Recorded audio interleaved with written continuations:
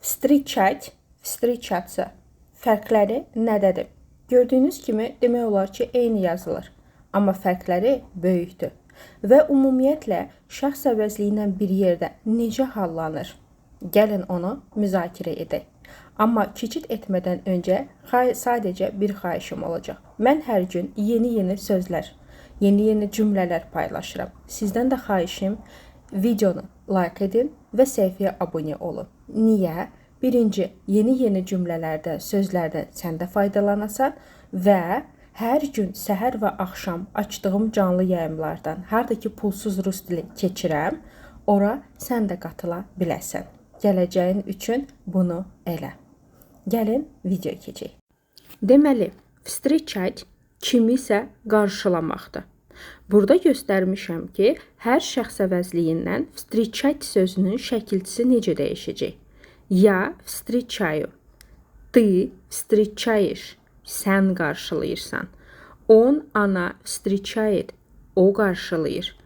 Мы встречаем, biz qarşılayırıq. Вы встречаете, siz qarşılayırsınız. Они встречают, onlar qarşılayırlar. Məsəl üçün, deyirsiniz ki, я встречаю его в аэропорту. Mən onu aeroportda qarşılayıram və yaxud na vağzali, vağzalda qarşılayıram. Bəs yaxşı, встречаться nədir? Встречаться görüşmək deməkdir. Я встречаюсь, ты встречаешься, он, она встречается, мы встречаемся, вы встречаетесь, они встречаются. Bu görüşməkdir. Məsəl üçün, biz çoxdan görüşürük. Мы давно встречаемся.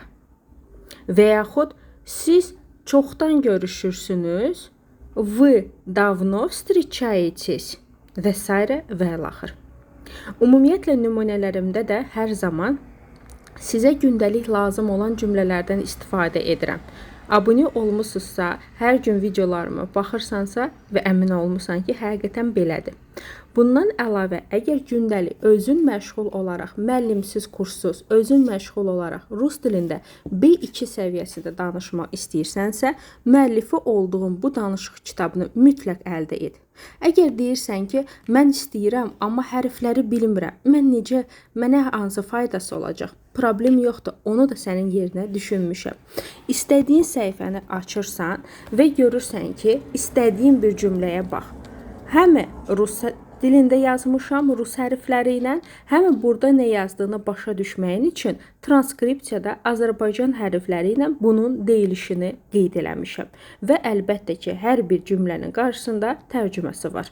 Yəni, əmin ol ki, mütləq əldə ediləsi bir kitabdır və əldə edib faydasını görməmək mümkün deyil.